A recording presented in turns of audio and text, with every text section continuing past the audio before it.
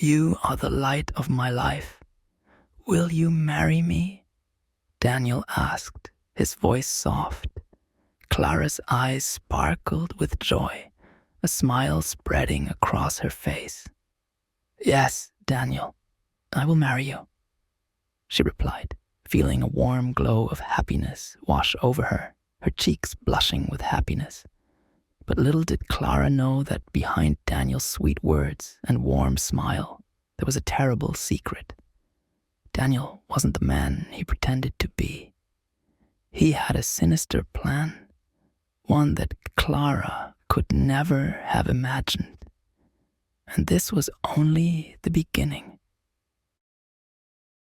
In a small town called Harmonyville, there once lived a very wealthy man who had 3 beautiful daughters, Clara, Maria, and Lessa. Clara, the eldest, was kind-hearted and trusting.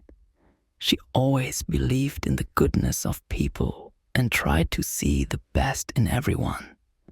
Maria, the middle daughter, was more cautious and thoughtful, while Lisa, the youngest, was independent and strong-willed, studying far away at university. One day, a man named Daniel arrived in town. He was tall, handsome, and spoke with such charm that people couldn't help but be drawn to him. But behind his friendly demeanor, Daniel was not the kind man he appeared to be. He was greedy and dangerous, only interested in one thing: money. He had learned that the wealthy man was one of the richest in the region and decided that his best way to get rich was to marry one of his daughters. Daniel had a well-thought-out plan. He knew he had to win over one of the daughters, gain the trust of their father, and then slowly take over the family fortune. He had done something similar before in another town, where his fiancée mysteriously disappeared after an alleged accident. No one ever found out the truth because Daniel was very good at covering his tracks. In this new town, his target was Clara, the eldest daughter. Daniel first approached Clara, who was kind and gentle. She believed in the good in people and was immediately drawn to Daniel's charming nature. He pretended to be a good and caring man, bringing her flowers, writing her thoughtful letters, and always being attentive. Clara fell in love with him quickly. One day, as they strolled along the riverbank, Daniel took Clara's hand and said, "Clara, you are the most incredible woman I have ever met. I feel like the luckiest man in the world to have found you." Clara smiled, feeling happy and secure. They got engaged, and everything seemed perfect. But Daniel was hiding something. He had been engaged before in another town, and his fiancée had mysteriously disappeared. No one knew what happened, but Daniel was responsible. He had meticulously planned everything so that no one suspected him. As time passed, Clara began to notice some strange things. Daniel would disappear for hours, and when she asked him where he had been, his answers were vague and unconvincing. One day, while she was organizing his belongings, she found a hidden letter in his bag. It was from another woman, referring to their past relationship. The tone of the letter was cold and distant, and the woman seemed fearful. Clara's heart raced as she read the words. she realized that Daniel had been hiding something dark. That evening, she confronted him. "Daniel, who is this woman?" Clara asked, holding up the letter. Daniel's face went pale. "Why are you going through my things, Clara?" he said, trying to remain calm. "That's all in the past. It doesn't matter anymore. But what happened to her? Did you hurt her?" Clara's voice trembled. Daniel knew that if Clara told her father, his plan would be ruined. He couldn't let that happen. Panicking, he grabbed her tightly and pushed her into the river. Everyone believed it was an accident, that Clara had accidentally fallen into the water. A few hours later, Clara was gone. No one suspected Daniel. He made sure all evidence was destroyed. The wealthy man was devastated by the loss of his daughter. His heart was broken, but he didn't know the truth. He thought it was a tragic accident and had no idea that Daniel was responsible. Months passed after Clara's tragic death. The entire town believed it was an accident. Daniel disappeared for a while, but then returned. This time, he set his sights on Maria, Clara's sister. Maria lived in a different town and didn't know much about what had happened. She only knew her sister had died in a tragic accident. One afternoon, Maria was sitting in her garden when a man approached her. It was Daniel. "Good afternoon," Daniel said with a pleasant smile. "You must be Maria." Maria smiled lightly. "Yes, that's me. And you are?" "I'm Daniel. I was a friend of your sister Clara. I'm deeply sorry for your loss," Daniel said, his voice gentle. Maria looked sad. "Yes, it was a terrible accident. I miss her every day." Daniel nodded. "She was a wonderful person. I hope we can get to know each other better. I would love to spend more time with you." Maria was touched by his kindness.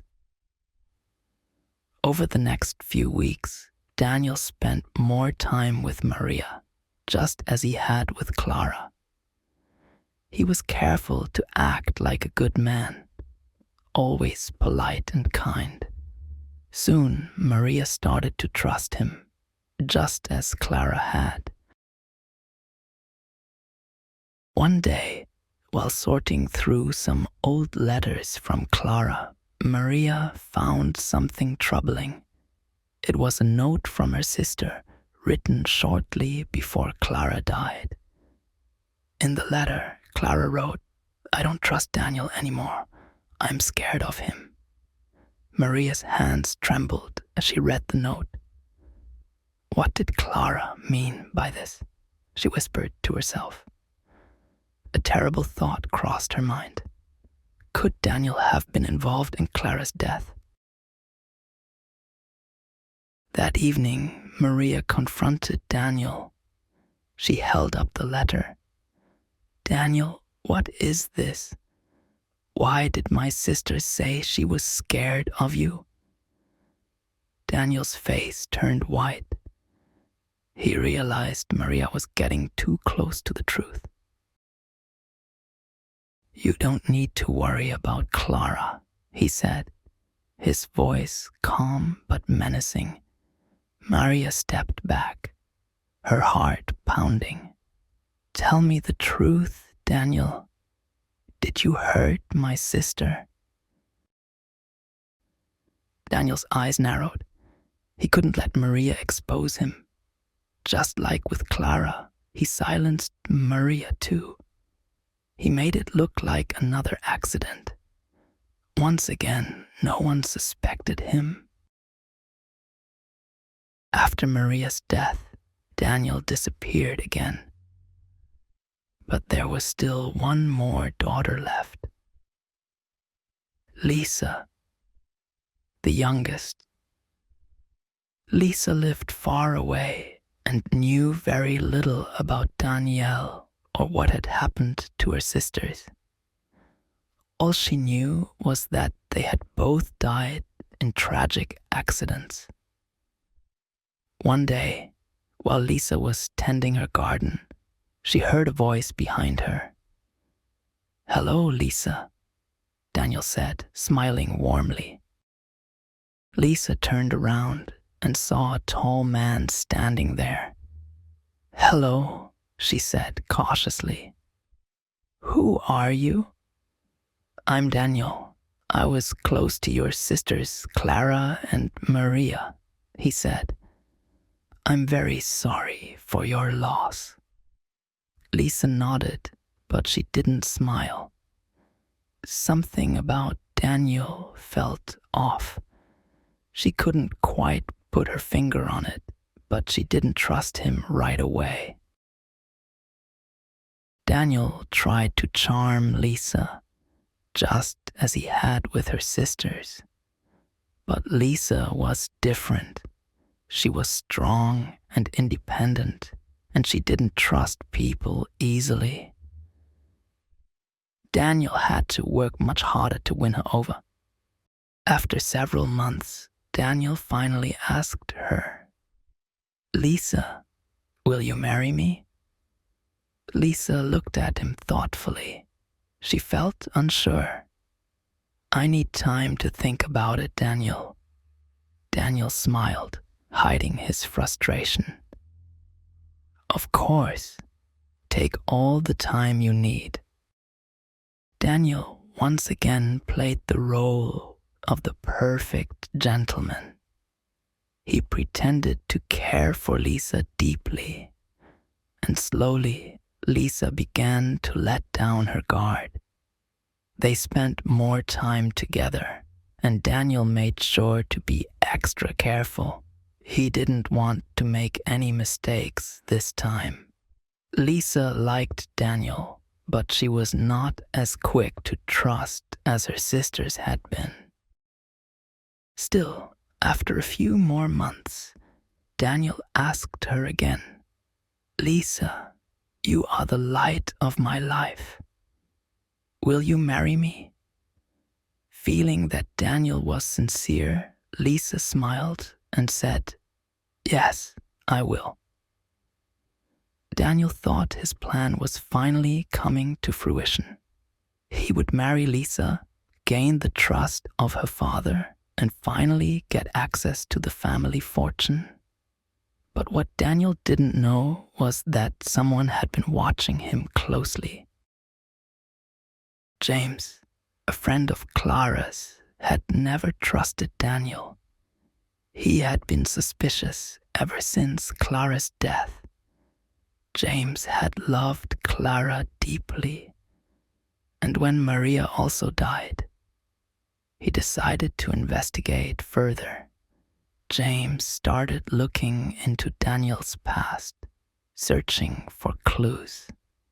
Eventually, he found letters from both Clara and Maria that suggested Daniel was involved in their deaths. James immediately went to the wealthy man and said, "Sir, I have to tell you something terrible. I believe Daniel is responsible for Clara and Maria's deaths. Look at these letters."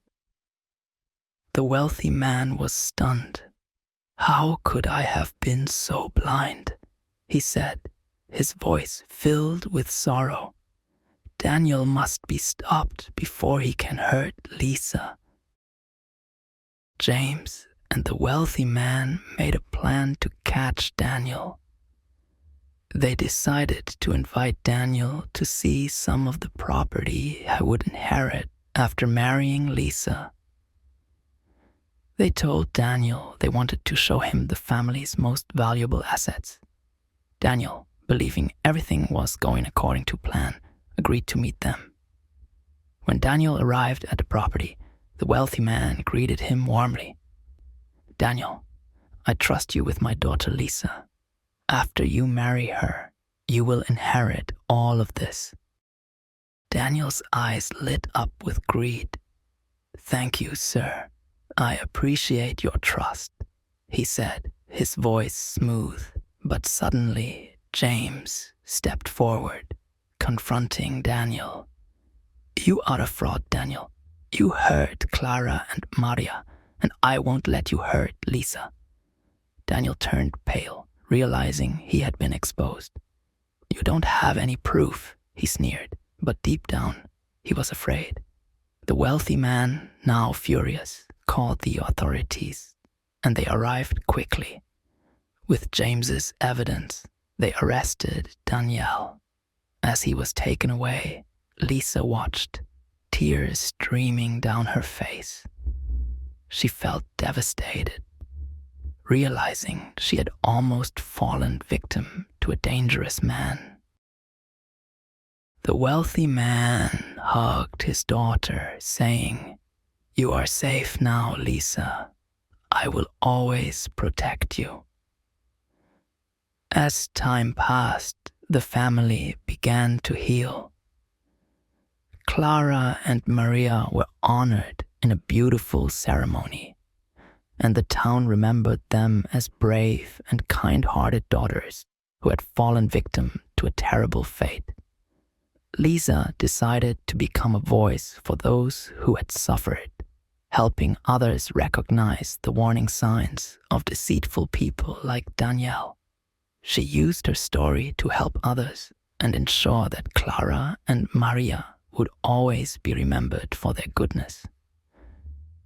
Through her strength, Lisa turned her pain into purpose, determined to prevent any other families from suffering the same tragedy.